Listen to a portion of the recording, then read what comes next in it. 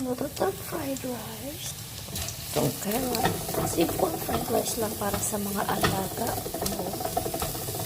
Isa yung mga carrot. Ito na yung egg natin. Mix natin ang ating pork.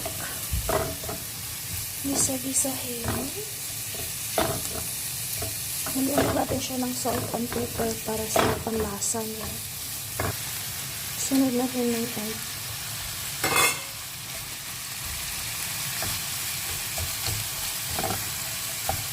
Mix natin siya.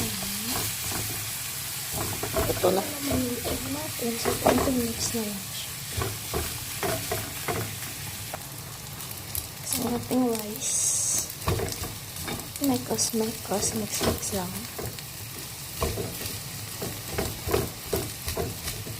Paborito ng alaga ko. Simple lang.